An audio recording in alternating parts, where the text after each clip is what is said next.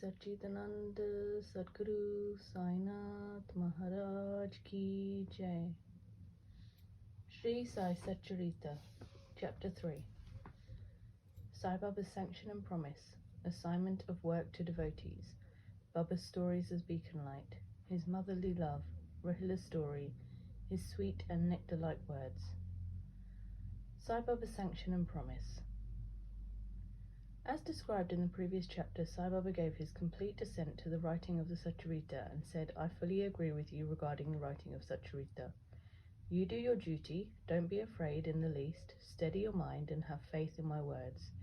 If my Leelas are written, the avidya, nescience, will vanish, and if they are attentively and devoutly listened to, the consciousness of the worldly existence will abate, and strong waves of devotion and love will rise up, and if one dives deep into my Leelas, he would get precious jewels of knowledge.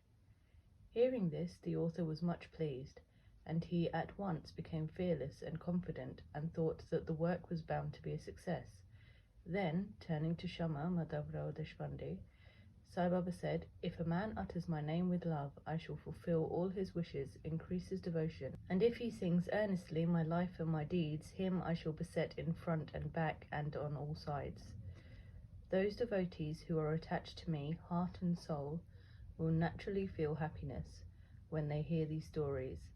Believe me that if anybody sings my Leelas, I will give him infinite joy and everlasting contentment. It is my special characteristic to free any person who surrenders completely to me and who worships me faithfully and who remembers me and meditates on me constantly. How can they be conscious of worldly objects and sensations who utter my name, who worship me, who think of my stories and my life, and who thus always remember me? I shall draw out my devotees from the jaws of death. If my stories are listened to, all the diseases will be got rid of. So hear my stories with respect, and think and meditate on them, assimilate them. This is the way of happiness and contentment. The pride and egoism of my devotees will vanish, the mind of the hearers will be set at rest, and if he has wholehearted and complete faith, he will be one with supreme consciousness. The simple remembrance of my name as Sai, Sai, will do away with sins of speech and hearing. Different works assigned to devotees. The Lord entrusts different works to different devotees. Some are given the work of building temples and mats or ghats, flights of steps on rivers. Some are made to sing the glories of God. Some are sent on pilgrimages, but to me was allotted the work of writing the Sai Satcharita. Being a jack of all trades but master of none, I was quite unqualified for this job. Then why should I undertake such a difficult task? Who can describe the true life of Sai Baba? Sai Baba's grace alone can enable one to accomplish this difficult work. So when I took the pen in my hand, Sai Baba took away my egoism and himself wrote his stories. The credit of relating these stories therefore goes to him and not to me. Though Brahmin by birth, I lacked the two eyes, i.e. the sight or vision of Shruti and Smriti, and therefore was not at all capable of writing the Satcharita. But the grace of the Lord makes a dumb man talk, enables a lame man to cross a mountain. He alone knows the ways of getting things done, as he likes. Neither the flute nor the harmonium knows how the sounds are produced. This is the concern of the player. The oozing of Chandragant jewel and the surging of the sea are not due to the jewel and the sea, but due to the rising of the moon. Baba's stories as beacon light. Lighthouses are constructed at various places in the sea to enable the boatmen to avoid rocks and dangers and make them sail safely. Sai Baba's stories serve a similar purpose in the ocean of worldly existence. They surpass nectar in sweetness and make our worldly paths smooth and easy to traverse. Blessed are the stories of the saints. When they enter our hearts through the ears, the body consciousness or egoism and the sense of duality vanish, and when they are stored in the heart, doubts will evade, pride of the body will fall, and wisdom will be stored in abundance. The description of Baba's pure fame and the hearing of the same with love will destroy the sins of the devotee, and therefore this is a simple sadhana for attaining salvation.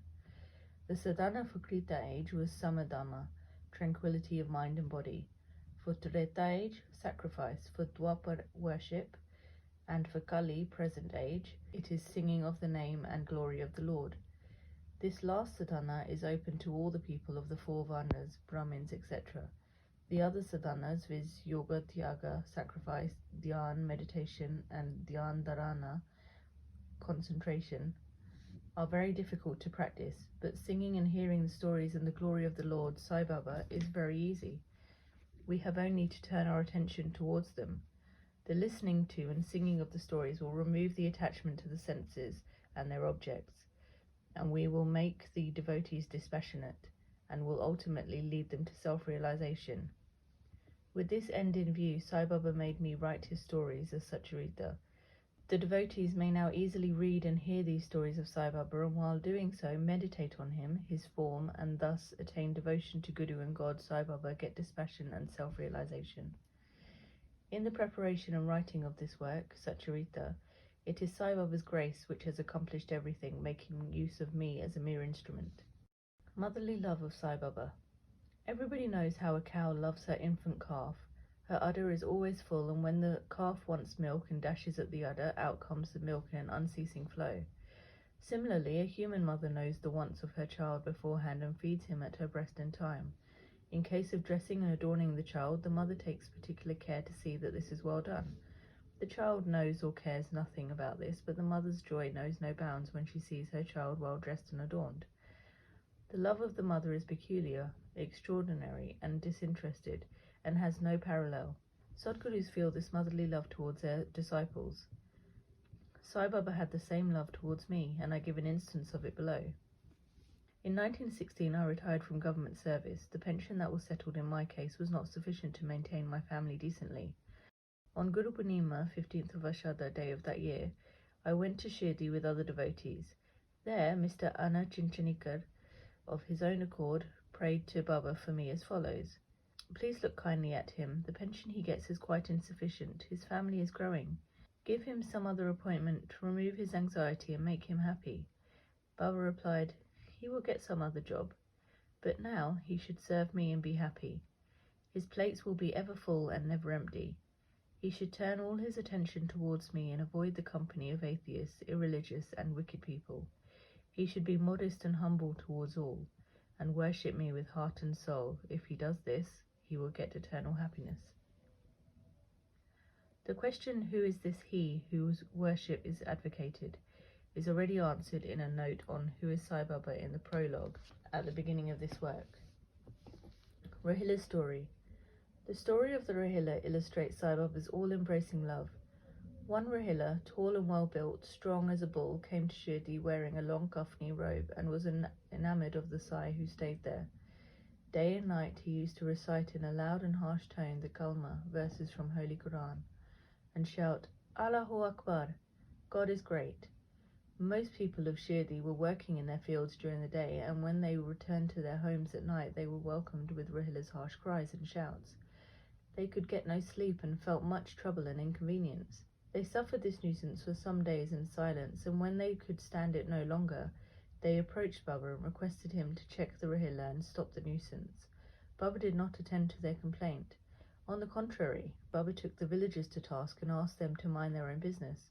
He said to them that the Rahila had got a very bad wife, who tried to trouble the Rahila and himself, but hearing the Rahila's prayers she dare not enter, and they were at peace. In fact, the Rahila had no wife, and by his wife Baba meant Durbuddhi, i.e. evil thoughts. As Baba liked prayers and cries to God better than anything else, he took the side of the Rahila and asked the villagers to wait and bear with the nuisance, which would abate in due course. Baba's sweet and nectar-like words.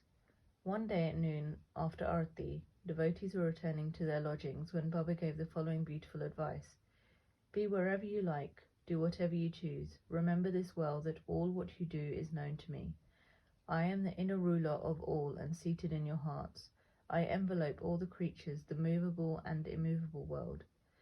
I am the controller, the wire puller of the show of this universe. I am the mother, origin of all beings, the harmony of three gunas, the propeller of all senses, the creator, preserver, and destroyer. Nothing will harm him who turns his attention towards me, but Maya will lash or whip him who forgets me.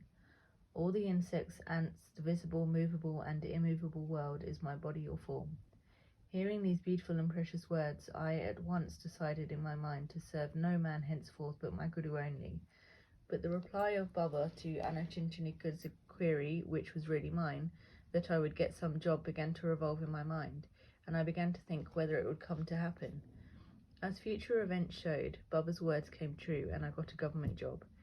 But that was of short duration. Then I became free and devoted myself solely to the service of my Guru Sai Baba. Before concluding this chapter, I request the readers to leave out the various hindrances, viz. Indolence, sleep, wandering of mind, attachments to senses, etc., and turn their whole and undivided attention to these stories of Sai Baba. Let their love be natural. Let them know the secret of devotion. Let them not exhaust themselves by other sadhanas. Let them stick to this simple remedy, i.e. listening to Sai Baba's stories. This will destroy their ignorance and will secure for them salvation. A miser may stay at various places, but he constantly thinks of his buried treasure. So let Sai Baba be enthroned in the hearts of all. In the next chapter, I shall speak of Sai Baba's advent in Shirdi. Bow to Shri Sai. Peace be to all. Shri Satchidananda Sadguru Sai Nath Maharaj Ki Jai.